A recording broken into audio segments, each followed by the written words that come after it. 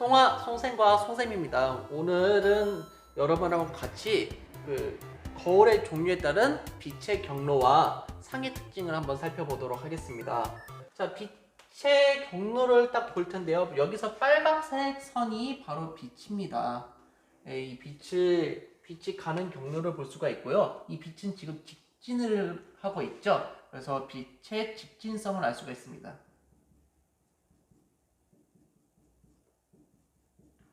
자, 거울면을 보고 우리는 앞으로 반사면이라고 할 거고요. 대표적으로 거울이 있었다는 거 확인할 수 있죠.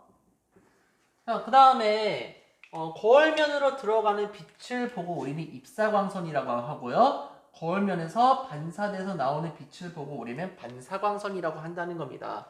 그리고 반사면에 수직인 선을 우리가 그릴 수가 있는데 이것을 보고 우리는 앞으로 법선이라고 하자고 약속을 하겠습니다.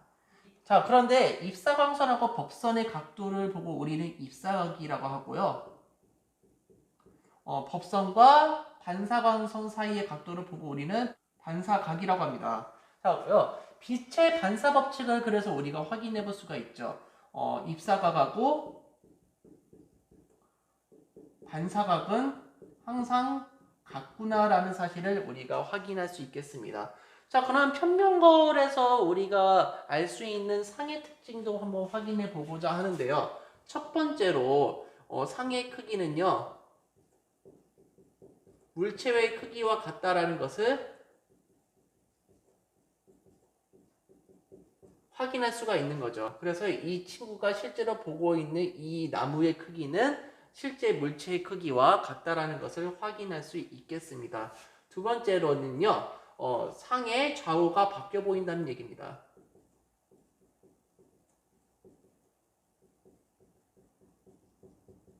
여기서 뭐 사과가 이쪽에서 달려 있었다, 오른쪽에 달려 있다면은 실제로 거울에서 비춰져 보이는 모습에서는 왼쪽이 보인다는 것을 확인할 수 있겠습니다.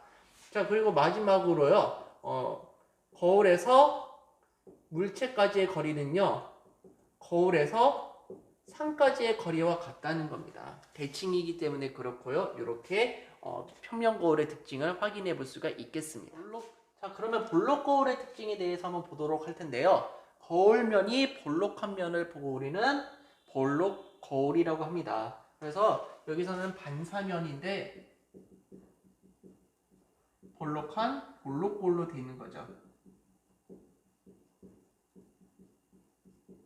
확인할 수가 있겠고요. 자, 빛이 역시 직진을 하고 있어요. 직진을 하고 거울면에 땅 부딪혔는데 넓게 퍼져나간다는 사실을 알 수가 있어요. 하지만 빛의 반사 법칙은 여전히 똑같이 적용이 됩니다. 거울면을 좀 확대해서 이렇게 그려보면요. 여기에 접선을 기준으로 했을 때 수직인 지점을 보고 우리는 법선이라고 하는 거고요. 이 법선을 기준으로 해서 입사각과 반사각이 같다는 것을 확인할 수가 있습니다. 그래서 실제로는요. 볼록 거울이든 오목 거울이든 이렇게 빛의 반사 법칙은 똑같이 적용이 되고 있다는 것을 확인할 수가 있고요. 상의 특징이 조금 있습니다.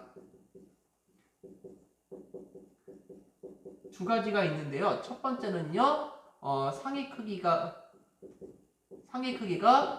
물체의 크기보다 작다는 것을 알 수가 있어요. 그리고 두 번째로는 상이 가로선상으로 보인다는 거죠.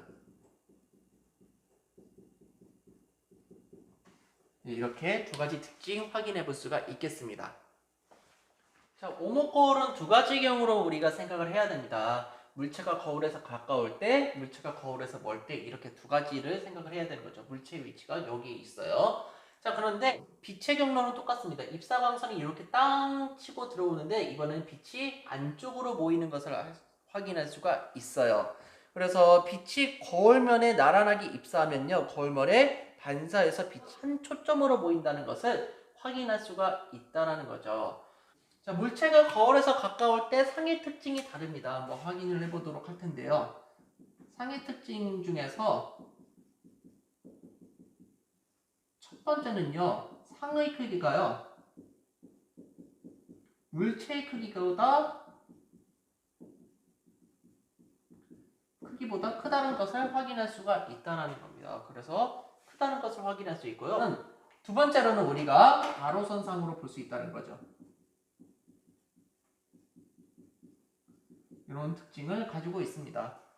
나무가지가 위쪽에 있으면요, 요 나무가지도 그대로 위쪽에 있다는 게 바로 선상의 특징이에요. 자, 그런데 물체가 거울에서 멀 때를 생각해 볼게요. 물체가 한 여기쯤에 있다고 생각을 해보겠습니다. 그러면은 상이 뒤집혀서 보인다는 거죠. 그래서 상의 특징 첫 번째는요,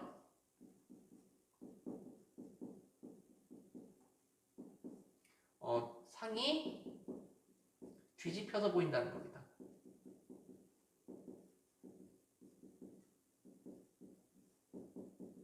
두 번째는 어떤 거냐면요, 거울에서 멀어질수록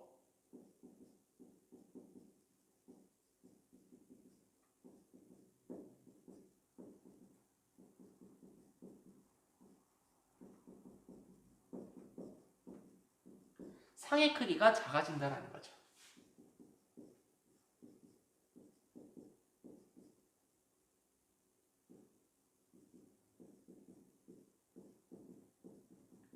이렇게 확인을 할 수 있겠습니다. 그래서 바로 선상의 반대말이 뒤집힌 상이라고 생각을 해주시면 되겠어요. 이런 식으로 우리가 오목거울의 특징도 확인할 수가 있었습니다. 평면거울, 볼록거울, 오목거울에 대한 특징 확인을 해보았습니다.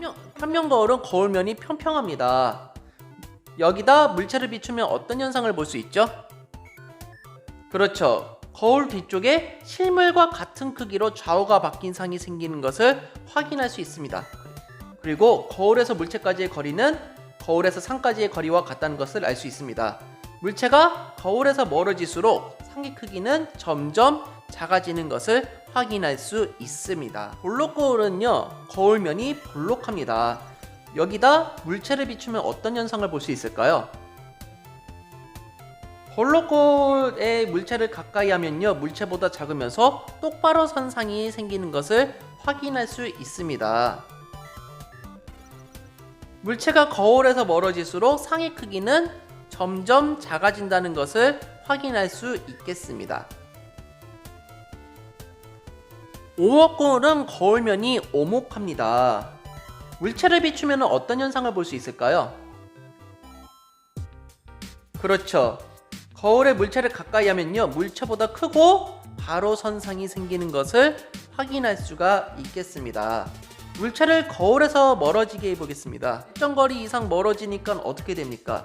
물체상이 거꾸로 뒤집히는 것을 확인할 수 있습니다. 그리고 더 멀리 갈 경우에는 거꾸로 된 상이 작아지는 것도 확인할 수 있겠습니다. 자, 이 영상이 즐거우셨다면 좋아요, 구독하기 부탁드리겠습니다. 여러분 감사합니다. 안녕.